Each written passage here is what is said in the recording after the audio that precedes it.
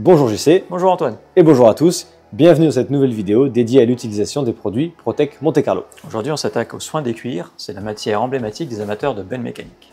Tout à fait. Le cuir véritable est une matière vivante qui demande un soin particulier pour le nettoyage et pour l'entretien, afin de le préserver et éviter qu'il ne craquelle. Il faut donc absolument un produit doux pour le nettoyer sans agresser la matière. Pour cela, on utilise une éponge légèrement humide sur laquelle on met le produit. On frotte légèrement la matière pour faire mousser. On essuie l'excédent avec une éponge propre et on laisse sécher quelques minutes. Et tout nettoyage doit être suivi d'un soin nourrissant, car il n'y a pas de solution miracle pour entretenir un cuir. On doit absolument lui faire absorber un produit nourrissant pour l'hydrater et le saturer.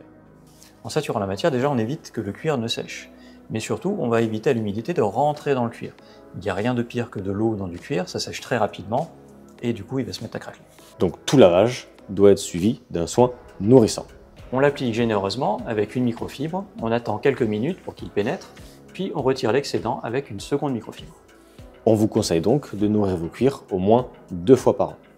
Et si on est sur un cuir synthétique ou vegan, c'est une matière légèrement différente. Elle est plus résistante, nos produits sont compatibles avec, mais vous pouvez vous permettre ponctuellement d'utiliser un produit légèrement plus agressif, comme le nettoyant plastique. Et du coup, l'Alcantara, c'est aussi du cuir?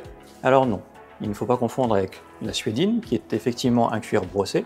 Par contre, l'Alcantara, c'est l'équivalent synthétique. Et du coup, comment je nettoie l'Alcantara? On va le considérer comme un tissu, un peu fragile. On va nettoyer ça comme un ciel de toit, c'est-à-dire sans pulvériser directement sur la surface, mais plutôt sur la microfibre qui nous sert à nettoyer. Merci pour ces super conseils. Merci à vous pour votre écoute. Ces surfaces n'ont donc plus de secrets pour vous.